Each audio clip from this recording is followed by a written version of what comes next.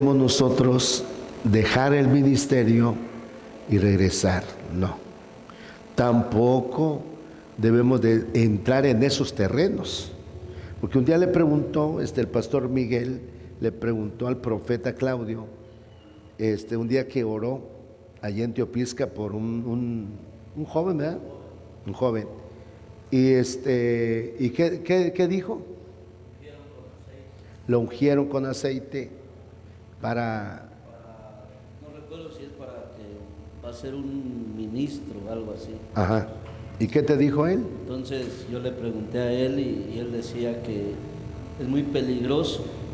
¿Lo escuché? Porque si no tiene un ministerio, por ejemplo, lo están ungiendo de pastor, y si no tiene un llamado para pastor, entonces las batallas de un pastor va a venir sobre él, los espíritus malignos que atacan a un pastor pueden venir en contra de él.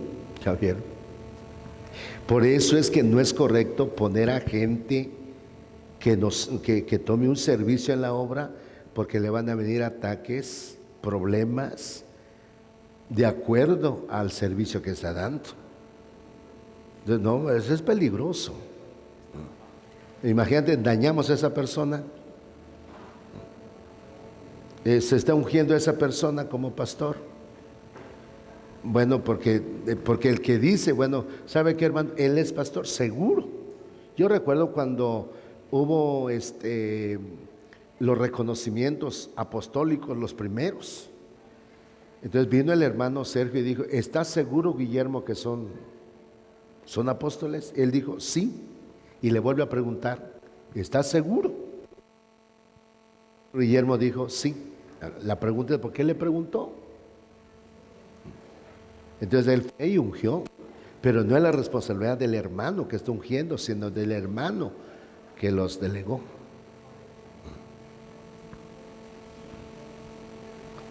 Así es. Esos ministerios entonces nunca pueden dar un paso hacia atrás.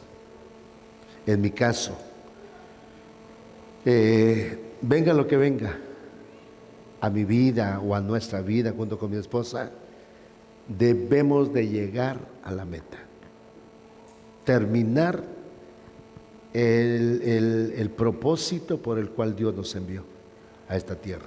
Entonces no hay otra. Entonces el que tiene el doma del Señor es aquel que deja todo. Pablo dijo, tengo por basura lo que había ganado con tal de ganar a mi Cristo.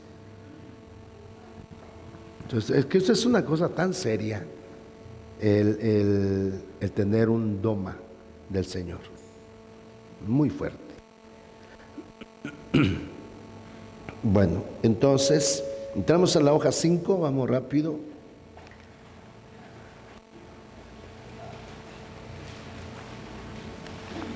Y ya vamos concluyendo. Dice, cuando Dios llama a varones a su servicio, llama a varones agradecidos. Agradecidos de lo que Dios ha hecho en sus vidas. A varones que aman su nombre, que aman a su pueblo y que valoran lo que Dios ha hecho en sus vidas, aunque son imperfectos. Si vemos algunos de los varones que Dios llamó en el Antiguo Testamento, nos damos cuenta que no eran perfectos, sino fallaban de una manera, si no fallaban de una manera, fallaban de otra. Aunque eran hombres fieles, entregados a Dios y con el deseo de servir a Dios, debemos de entender que venimos a la tierra para cumplir una función y no debemos de regresar sin haberlo cumplido el propósito de Dios en nuestra vida. Entonces, muy importante esto, Alejandro, y me dirijo a todos.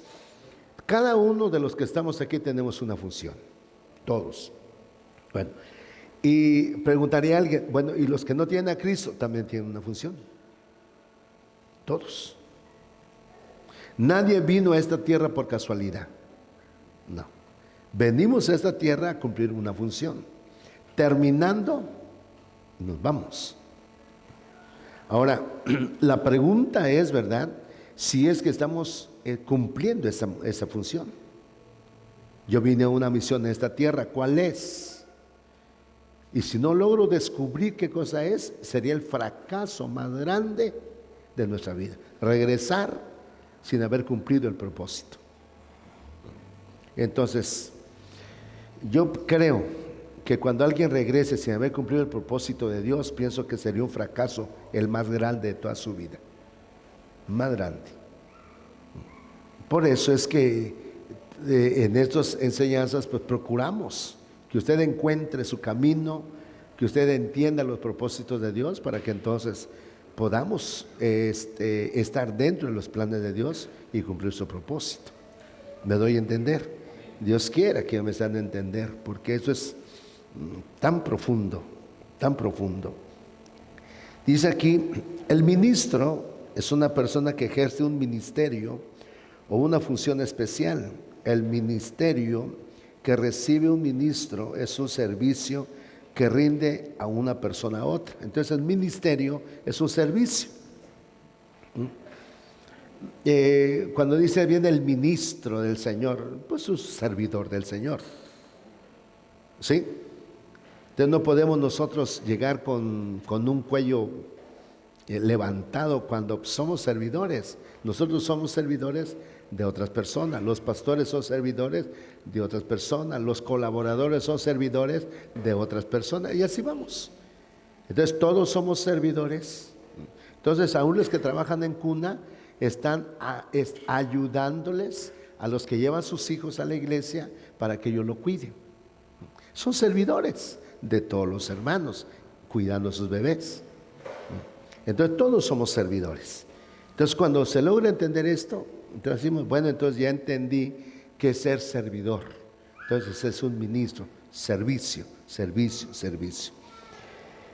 Dice aquí, ¿dónde me quedé? Sí.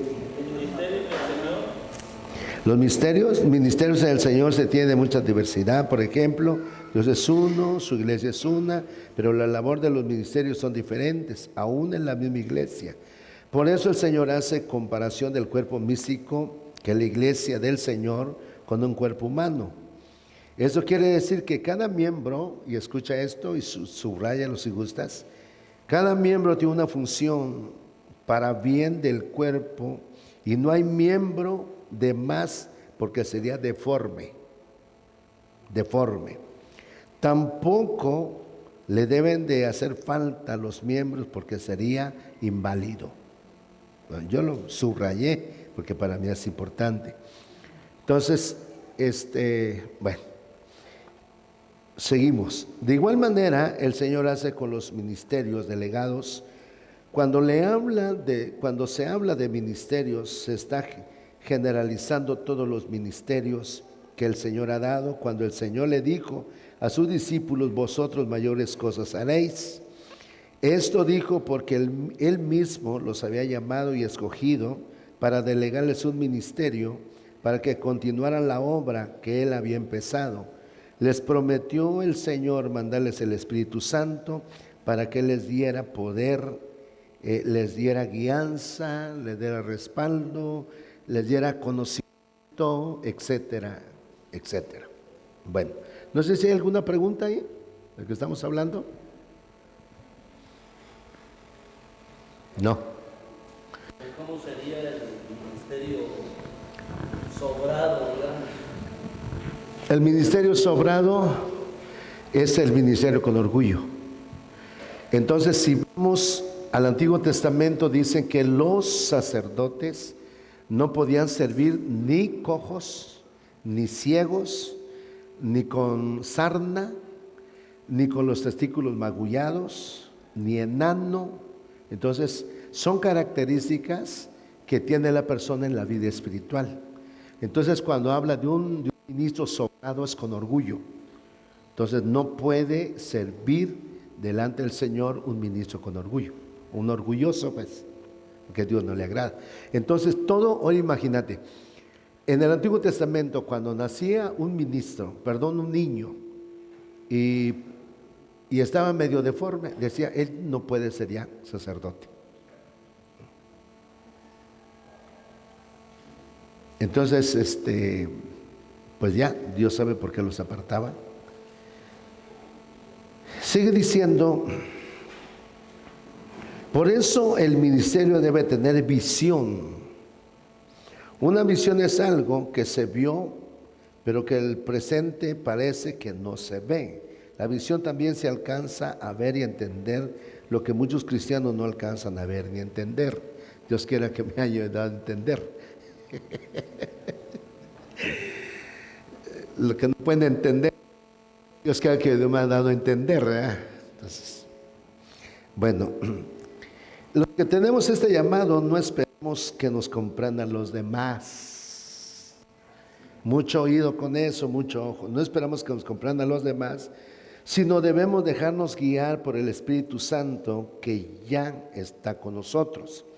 Y debemos de creer que todos los creyentes tenemos la responsabilidad de ministrar o de servir a los santos conforme al don o los dones que el Espíritu nos ha dado y la gracia que hemos recibido. Entonces es muy importante que nosotros entendamos que lo que Dios te dio no es para ti, es para la iglesia. ¿Sí? ¿Lo entendamos bien, por favor? Lo que Dios te ha dado no es para ti, es para la iglesia. Para la iglesia. Te lo vuelvo a repetir, es para la iglesia, no es para nosotros. Entonces, todo lo que tienes es para la iglesia. La sabiduría, la inteligencia, los frutos del Espíritu no son para ti, son para la iglesia. Los dones del Espíritu son para la iglesia. Entonces tienes un fruto del Espíritu, por decir que es el amor. Entonces ese es para que ames a la congregación. ¿Me doy a entender? Si me doy a entender. Bueno, Dios quiera. Entonces es para amar a la iglesia, amar su palabra, amar su presencia. Entonces son frutos que debemos de emplearlo a la obra del Señor. Sigue diciendo, aunque existan ministerios específicos, esos ministerios Dios se los da a aquellos que reciben un segundo llamamiento. Esos son cristianos que han sido constantes y fieles al Señor. Entonces ahí hagamos un paréntesis. No estés poniendo a gente que no es constante en la iglesia a que te sirva. No siga leyendo. Dame tantito, por favor. No pongas a hermanos que son inconstantes en la iglesia o que solamente lleguen cuando les toque servir. Cometes un gran error. Un gran error. Porque estás mal formando a la gente. Mal formando a la gente. Entonces, ellos nada más llegan y cumplen. En una ocasión, en una santa cena, vino una jovencita con el pandero, vino a alabar al Señor. Vino la alabanza y ya se vi, le dije, ¿y a dónde vas? Es que, hermano, solamente vine a cumplir, dice, a mi privilegio y ya me voy porque tengo tarea que hacer. Le dije, no, ven, hijita. Mira, es servir a dos señores. O sirves a uno o sirves a este. Entonces, ¿cómo le podemos hacer? Le dije, porque no podemos estar así, de ninguna manera. Entonces ella me dijo, bueno, entonces ¿qué pueden hacer? Pues toma la decisión. Toma la decisión. Porque imagínate que solo vino a danzar y ahí nos vemos. Me voy. Y la palabra, que es la más importante, no tengo tiempo. Yo le dije, no, entonces no se puede servir hacia el Señor. Tuvo que tomar una decisión. Entonces el error que podemos cometer es estar teniendo que gente sirve, o sea, llega a la iglesia solo para servir. Eso se llama malformar los servidores. Habla con esa persona, si tiene ese problema, habla con él, explícale la palabra, y creo que desde ahorita ya está llevando este mensaje, de que si solamente llega a servir, lo estás malformando. Y si tú lo aceptas ahí, te lo van a demandar, mi amado pastor. Te lo van a demandar.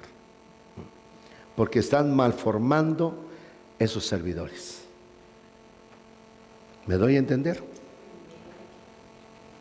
Entonces, habla con ellos, no lo sientes, háblalo, platica con ellos, explícale de acuerdo a la palabra, que debe ser constante, debe estar creciendo en la obra del Señor siempre, y para que Él te pueda entender y entonces ya esa persona pueda cambiar su servicio. De lo contrario, repito, a mí no me lo van a demandar porque yo te lo estoy enseñando. A ti te lo van a demandar porque ya sabes lo que se debe de hacer y no lo estás haciendo. Bueno,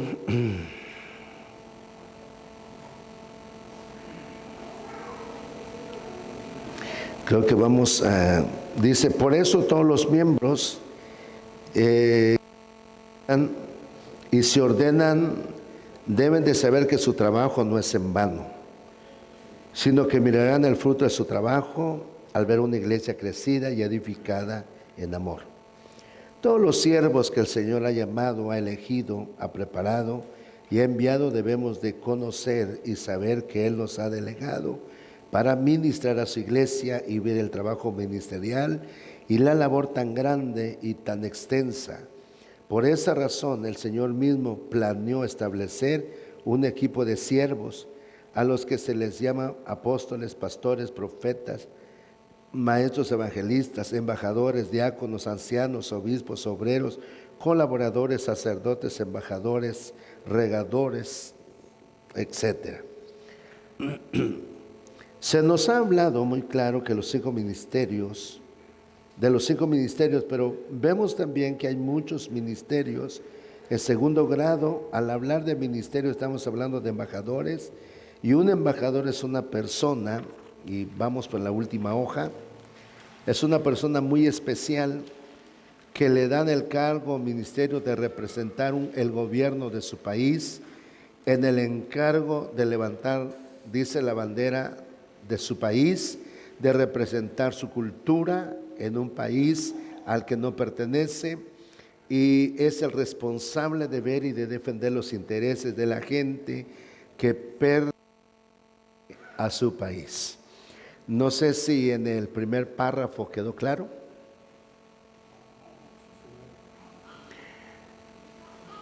¿Quedó claro? Bueno, les hago una pregunta. ¿Qué están haciendo como embajadores? Estamos defendiendo los intereses del país. ¿Cómo lo estás defendiendo? A través de consagrarnos más, de estar en comunión con Dios y aprender a veces, predicando la palabra.